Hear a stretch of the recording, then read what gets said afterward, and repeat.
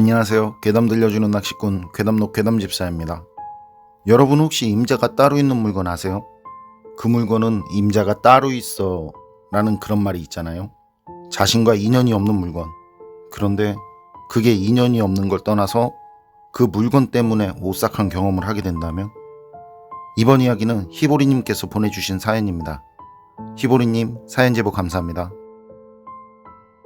그럼 히보리님의 기묘한 사연 괴담집사의 시점으로 떨어보겠습니다.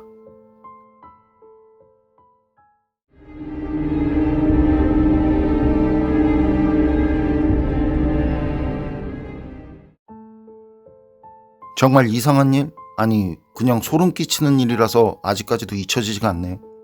지역이나 자세한 건 듣는 사람에 따라서 예민할 수도 있는 사연이라 밝히지 않도록 할게요. 제가 그 일을 경험한 건 2014년이었거든요.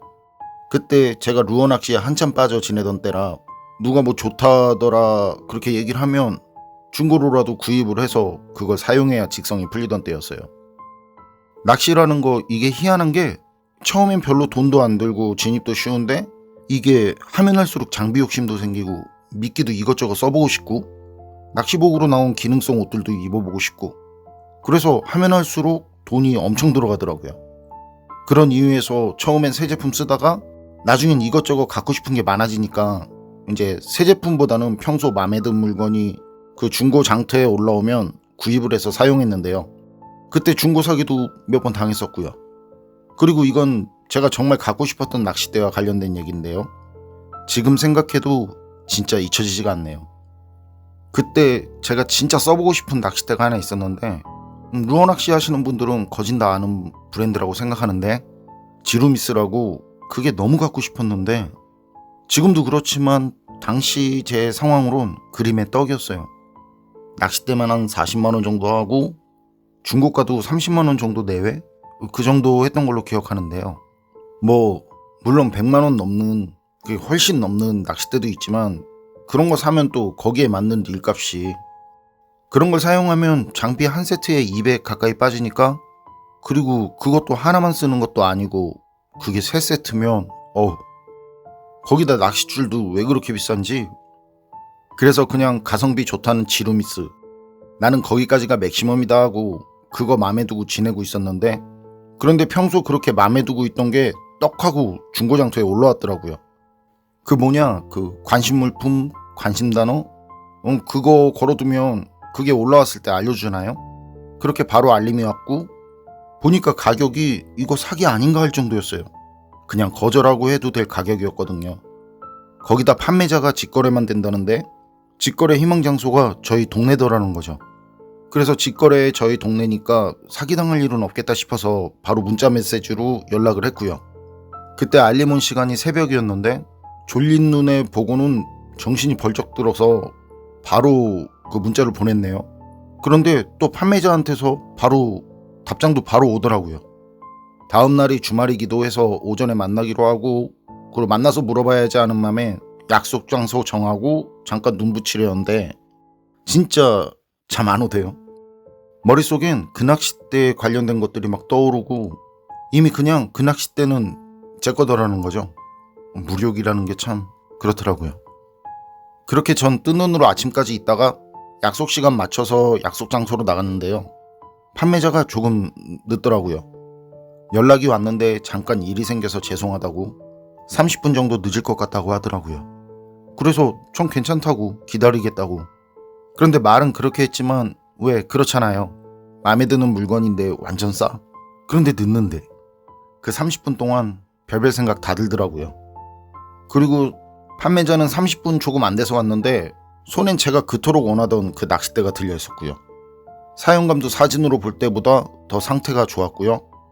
그때 구입한 가격에 그 낚싯대를 구입한다는 건 거의가 아니라 그냥 불가능해서 전 이게 웬 떡이냐 했었네요. 그리고 저는 이것저것 궁금한 게 많았던 터라 왜 이렇게 싸게 파냐부터 해서 이것저것 물어봤는데 진짜 너무 싸서 이거 작물 아니죠라고 장난식으로 물어볼 정도였으니까요. 그런데 판매자는 표정이 없는 거예요. 포커페이스. 가끔 낚싯대를 물끄러미 보긴 하는데 절대 문제 있는 제품 아니라는 말 외에는 별말도 없고 자긴 이제 낚시 안 할 거라면서 그리고 혹시 다른 것도 필요하냐고 하길래 다른 것도 올렸냐니까 그냥 진짜 낚시 정리하려는 듯 릴부터 가방, 미끼에 바늘까지 다 올렸더라고요. 그런데 그때 금전적인 이유도 있지만 다른 것들도 필요한 게 아니고 그 외에 다른 것들도 그다지 또 제 취향도 아니라서 행여나 맘 틀어져서 안 판다고 할까봐 전 바로 돈 주고 그 낚싯대만 잽싸게, 그리고 바로 낚시 가서 사용을 했는데 역시 제가 전에 쓰던 낚싯대들은 비교가 안 될 정도로 좋더라고요. 그냥 뭐 감탄의 연속 타임이었는데요. 상태도 거진 새 제품에 가깝고 진짜 어디 하나 흠잡을 곳 없을 정도로 관리가 잘 된 정말 좋은 낚싯대였어요. 전 주인이 정말 애착을 갖고 관리하면서 사용했구나 하는 게 그냥 절로 느껴지더라고요. 그리고 저도 전 주임처럼 애착을 갖고 사용을 해야지 했었고요. 그렇게 낚시 다녀와서 이제 전용 왁스로, 사실 평소엔 다른 낚싯대들은 닦지도 않는데 그건 좀 닦고 싶더라고요. 그리고 낚싯대 거치대에 잘 세워두고 잠을 잤는데, 그런데 잠자리가 진짜 이상한 거예요. 그냥 잠을 자는데 표현하기 진짜 힘든데 축축한 느낌이랄까? 꿈이 정확하게 기억나는 것도 아니고 남들이 말하는 가위눌림처럼 뭐가 보이는 것도 아니고 진짜 이상하더라고요. 아주 축축한 느낌이 들어서 일어나면 아닌 게 아니라 온몸이 식은땀으로 젖어 있고 말이죠. 첫날엔 이게 기력이 약해져서 그런가 했었는데 진짜 몸이 허하다고 하잖아요? 기 빠진 느낌. 딱 그런 느낌인데, 술 많이 먹고 숙취가 남은, 그 숙취가 거의 다 풀려갈 때 그 기운 없는 그런 느낌. 딱 그런 느낌인데 힘도 하나 없고 말이죠. 그런데 그게 꿈속에서도 그런 기분이 든다는 거죠.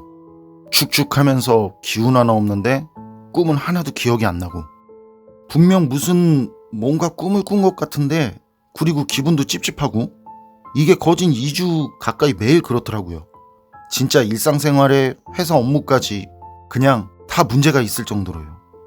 아닌 게 아니라 그때 과장님이 저를 따로 불러서 너 어디 아프냐, 뭐 무슨 일 있냐, 진짜 괜찮냐 이렇게 말할 정도였는데요. 제가 나름 또 회사에서는 사랑받는 직원이라 좋아해주는 직장 선배도 많은데 다들 그러는 거예요.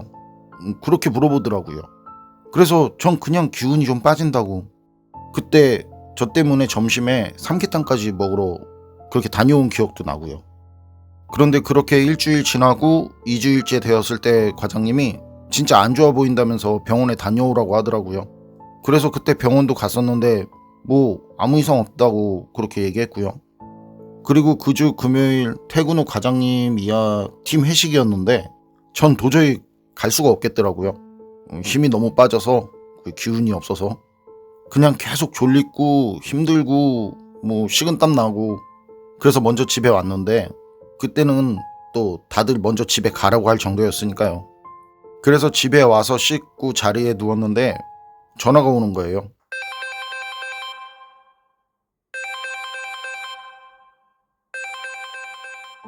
전화를 건 사람은 전에 낚싯대 거래를 한 사람이었는데 정말 미안하다면서 다시 낚싯대를 줄 수 없겠냐고, 꼭 좀 다시 주셨으면 한다고 하더라고요. 그래서 전 처음엔 이 사람 뭐지 하고 진짜 기분이 안 좋았는데, 제가 뭐라고 하기도 전에 자초지종을 얘기했는데 그 낚싯대, 그게 죽은 자기 여자친구가 사용하던 낚싯대라고요. 전 그 말 듣는데 진짜 순간 소름이, 뭐 저는 그 말 듣고 더는 자세한 거는 이제 물어보지도 않았는데 그 사람 말이 제가 가져온 낚싯대가 얼마 전 죽은 여자친구 낚싯대라는 거죠. 여자친구 죽고 나서 맘 달래려고 이제 낚시하러 나가면 같이 낚시하던 여자친구가 생각나더래요. 그래서 낚시 완전히 이제 접으려고 자기 거랑 여자친구 전용으로 준비한 그 낚싯대랑 그냥 낚시용품은 다 팔아버리려고. 그런데 그때까지 그중 제가 가지고 온 낚싯대만 나가고 다른 것들도 진짜 싸게 올렸었거든요. 저도 기억이 나는데, 그런데 2주일이 넘도록 찾는 사람이 없더라는 거죠. 그래서 전 그때 바로 만나자고 도로 주겠다고 해서 밤에 그 사람 만나서 낚싯대 도로 줬는데요. 그리고 만났을 때 진짜 많이 미안했는지 그냥 봐도 굉장히 미안해 하더라고요. 미안하겠죠.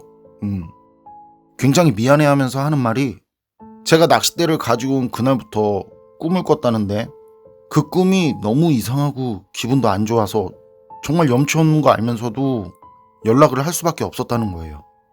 그래서 저도 죄송하지만 혹시 그 꿈이 어떤 꿈인지 말해줄 수 있냐고 물었는데 저를 한참 쳐다보더니 그냥 짧게 얘기를 하더라고요. 그 사람 말이 여자친구가 이제 꿈에 나와서는 계속 뭘 먹이더래요.